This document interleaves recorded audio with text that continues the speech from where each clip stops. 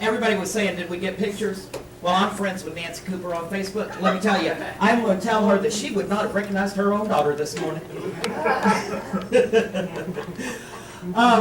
The title of the message was given to me a while back. We all know that we lost another entertainer this month. Joan Rivers passed. The idea for it was from Joan Rivers, but it was before she passed. So this is kind of in memory of her. Can we talk? Lord have mercy. You know, when your best friend or your spouse or your boss or any of those other people come up to you and say, can we talk? What happens to your heart? Oh, Lord have mercy. I just had one of those talks the other day with my boss. Okay? It didn't turn out well. And they don't usually. But you know, what if we change that around? What happens when we put down our phones, when we turn off the television, when we turn off the radio, and we look at somebody and say, can we talk? Can I tell you how much I love you? Can I tell you how much I appreciate you in my life? How long has it been since you sat at the dinner table with someone and somebody didn't pick up their phone in the middle of that dinner? Yeah, Go on, turn it off, little man.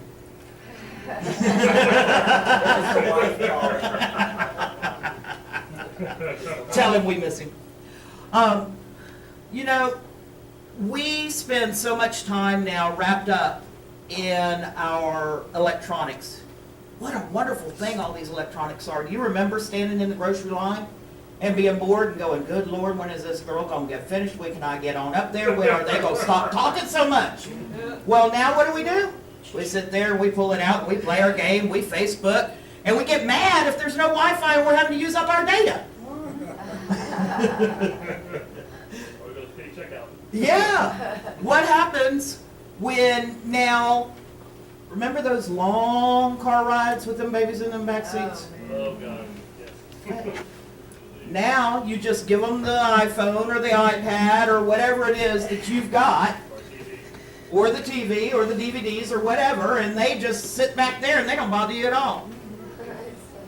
But what happened on some of those long car rides? Think back to the time when you were on those long car rides. Are we there yet? Are we there? No, that's not all that happened. You talked to each other. You sang games, you played. What did I say? You sang games? Hey, Lord's talking to me. Okay. You played games. Okay. You looked at things together. You found signs on the road to play the alphabet game. You played the license plate game, punch buggy. Oh Lord, how many fights did that start? Really? We finally made it a rule in our family. You could not punch. You could only say the word. But you know, all of these things, you were exploring, you were learning, you were connecting with each other. We've lost that. How many times have I ridden in the car now with my wife, and I'm sitting there and I'm engrossed in my game or in my Facebook, and y'all that know me know that I'm always on Facebook. So I'm sitting there doing all of this, my wife's driving, and all of a sudden she hits the brakes. Or she says something, I have no idea what's going on. What happened to us paying attention to each other and talking to each other? Now, we've got that not talking to each other and not listening to each other. But what about our time talking to God and listening to God? When you've got that radio and that TV and that iPhone and all of that going on, your mind's so full of all of this stuff. Where's the time for God to get in there? Okay? You have to be silent. Yeah. Yeah, I do too. You have to be silent. You have to put that stuff away. to let God get into your heart and to give you the answers to all these prayers that we do such a wonderful job of lifting up to God. Yes, our church is a prayerful church. We're a prayerful church on Sunday. We do a great job of praying on Sunday. But how quiet are we during the week? And how prayerful are we during the week so that God can talk back to us? We all live out of here uplifted and happy and wonderful. And oh my goodness, it's been a wonderful thing seeing everybody. We need to keep that during the week. And the only way to be able to keep that during the week is to let God talk to us. And let Him say, you are my child. Don't forget that. And I've had a couple of rough weeks these last few weeks. And I've forgotten that I was God's child. And therefore I was special. Just as special as you are. Just as special as you are. Because God accepted me as His child. He died for me. So that I know that I am that special. And sometimes when life gets in the way, it's hard to remember how extra special we are. We have some wonderful, wonderful stories and some wonderful testimonies that have happened just in the last few months. While these people that were receiving these stories and living these stories, they had quiet time. They found a renewed relationship with God. The next time somebody tells you, can we talk? Instead of bristling up and closing off, try to remember to open up and say, yeah, we can talk.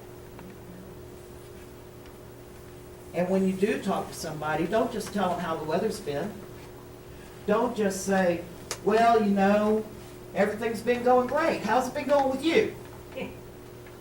Oh, yeah, everything's been going fine with me. Okay, well, I'll talk to you later. I'll see you on Facebook. Let's have dinner sometime. Let's have lunch someday. Take a minute. Put your arm around them and say, how are you really doing? We've lost some wonderful people this last month, and one of those people didn't have enough people in his life telling him, how are you really? Come talk to me. I will listen to you. Part of talking is listening. When I was preparing for this, I was thinking about that. As y'all know, Nancy Bassett is a corporate teacher, and at one time I used to be a corporate teacher as well. One of the classes that I had to teach was how to listen. You have to teach people how to listen.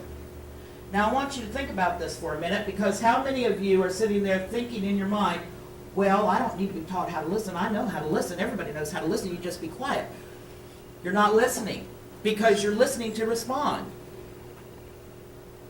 Okay? Your brains are already working ahead to what you're going to answer me if we were talking one-on-one.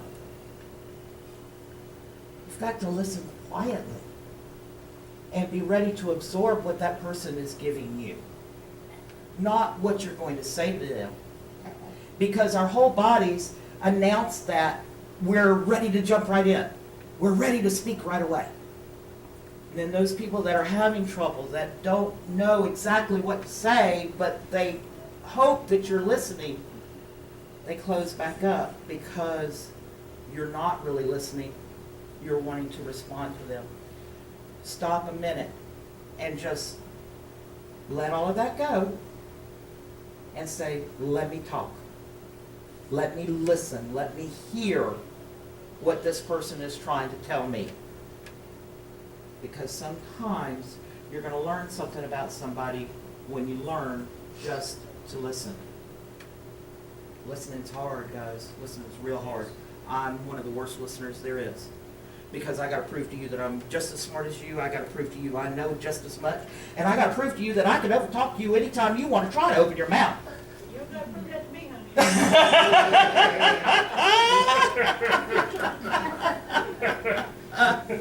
Sorry. That's okay. That's okay, because I know that about me. I know that. And any of y'all that listen to me, a lot of times y'all hear me say that about myself.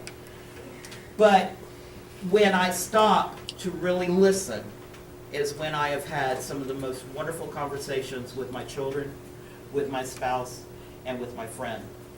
Those long car rides, I used to use them on purpose when my daughter and I were having really bad times. And she and I went through it, and if you ever talk to her, she'll admit to it too. We two of a kind. Two of a kind don't mix. Only in cars. Trust me, not in families. They don't mix at all. But when things were getting really bad and when I knew we weren't talking anymore, I would kidnap her and take her and go. We lived in Tampa at the time, and it was a really bad time. And I was afraid I was losing her completely. Well, I got her in the car. I told her that I had a friend who was being abused, and that I packed up the car. I did everything. I packed up the car with pots and pans and everything to start a new house so that my ruse would work with her. She agreed to come and help me because she has a good heart. No matter what, she has always had a good heart. She came to help me, and we drove, and we drove, and we drove. And back then, 92 wasn't as packed as it is now. And I went to a motel where there was no phones. And at that time, we didn't have cell phones. And I slept on my keys for 2 nights. And she and I stayed in that hotel room totally alone. To this day, I feel that if I had not done that at that time, I would have lost my daughter. And now we have a great relationship. Sometimes you just have to get away from everything and everybody, whether it's to have a talk with God or whether it's to have a talk with somebody that's important to you, to keep that person. And if you don't have that quiet time with God to keep your own life where it needs to be, you can't help or love or comfort anyone else. You have to take care of yourself first. And to do that, you have to get close to God. And to do that, you have to be silent. Turn it off, folks. Turn it off and reconnect. Even if it's just for an hour a day. Turn it off and reconnect. And next time somebody says, "Can we talk?"